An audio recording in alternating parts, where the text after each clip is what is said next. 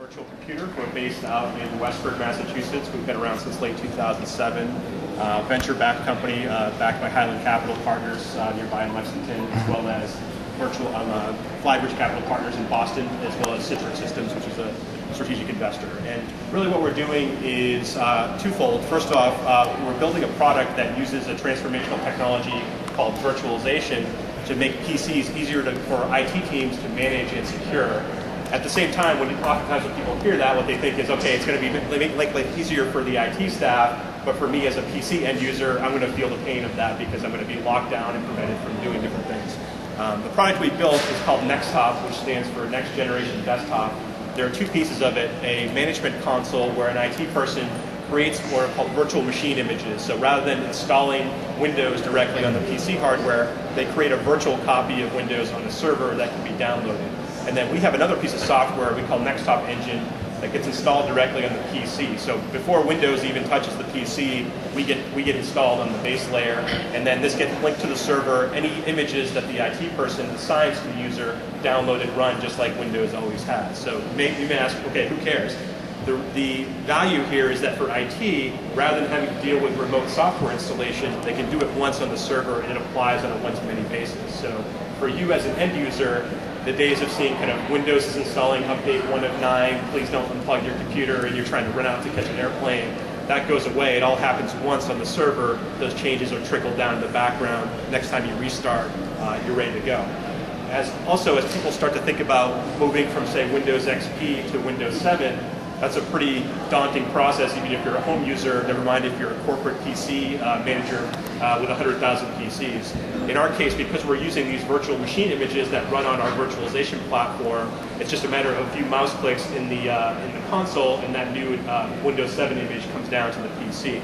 So if you look at my PC here, I'm actually running Windows 7, but I didn't actually have to give up XP. I can actually just hit a control right arrow, control left arrow, and quickly jump between these environments. So if you think about it from the standpoint of a number of use cases, whether it's running a personal PC environment and a trusted corporate environment on the same PC, you can do that.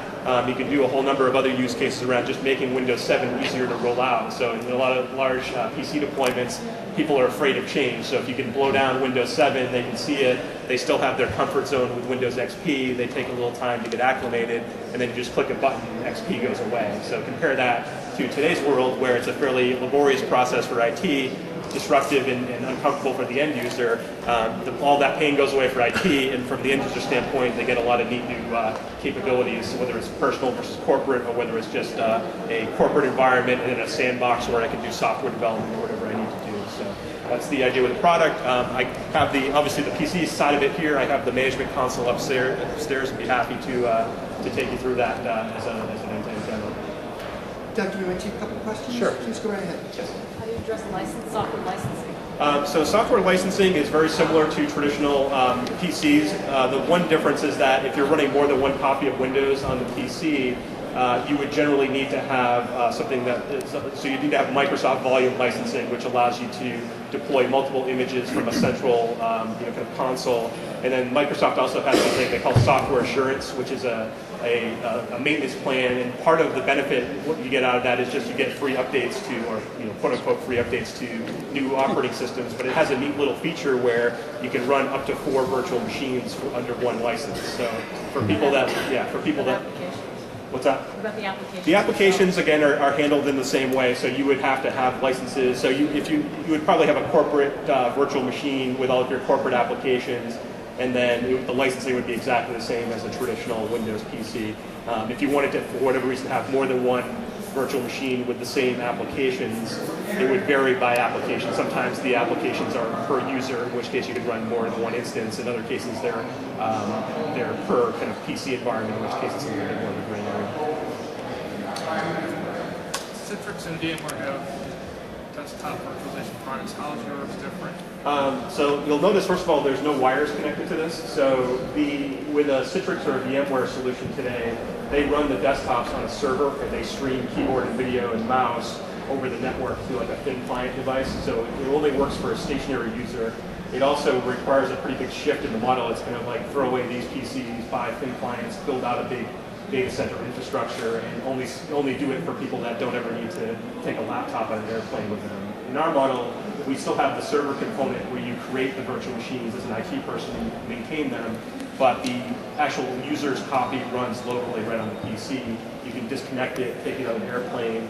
When you get to your hotel, you plug in, and it synchronizes any updates IT made to the master image. It also, in the reverse direction, backs up your changes to the server. So if you make documents on the airplane, or you change your configurations, or you do, in my case, you change the wallpaper to a picture of your son, all of those changes are captured and backed up on the server. So if on the way home from my trip, I leave this on the airport security belt.